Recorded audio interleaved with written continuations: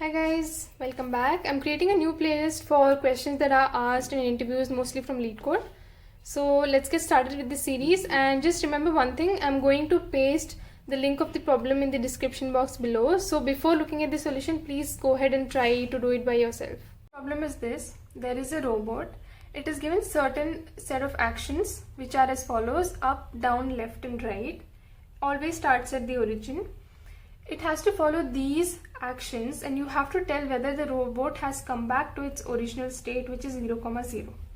So up, right, down, left and right, down.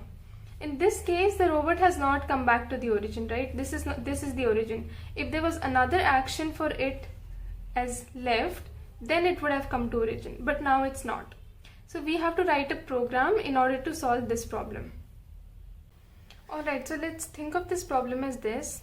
We'll think of it as a two-dimensional graph, right, where there is origin at 0, 0. X is increasing in this direction, Y is increasing in this direction, right? That's how the normal 2D graph works.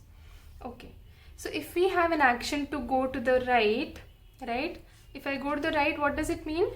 That my X is increasing, so I will do X plus plus if my action is right. Okay, similarly, if my action is left, I'll do X minus minus. If my action is to go on top, right, if it's to go up, then I'm doing Y plus plus. If it's to come down, I'm doing Y minus minus, right? So at the end, what should happen? Your X and Y both should be 0. It should have come back to origin.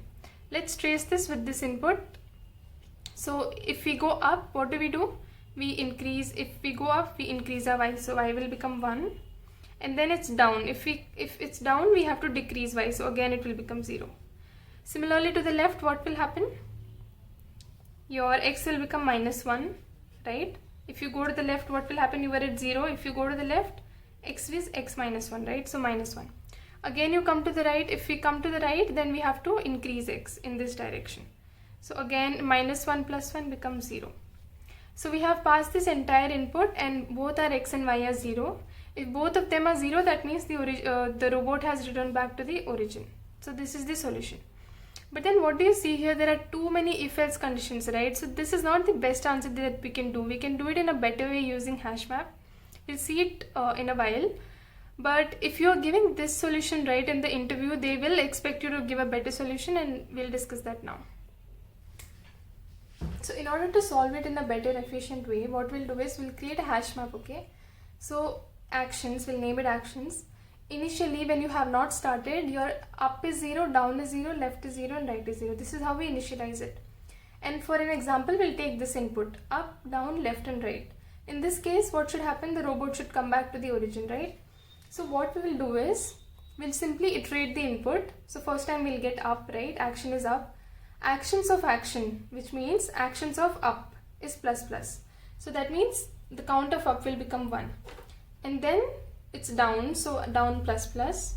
So down will become 1, left will become 1 and right will become 1 for this input.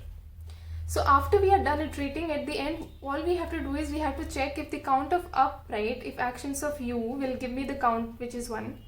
If the count of up is equal to count of down, similarly the count of right should be equal to count of left, right? Left and right should be same.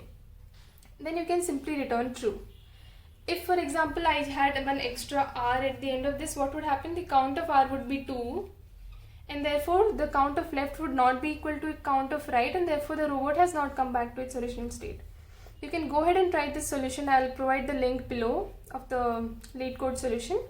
And I wanted to go ahead and try this one, the solution that they have provided. I'm sure this one will work better than that. So when you're giving an interview, right, so they will expect you to use this solution after giving a normal else if solution.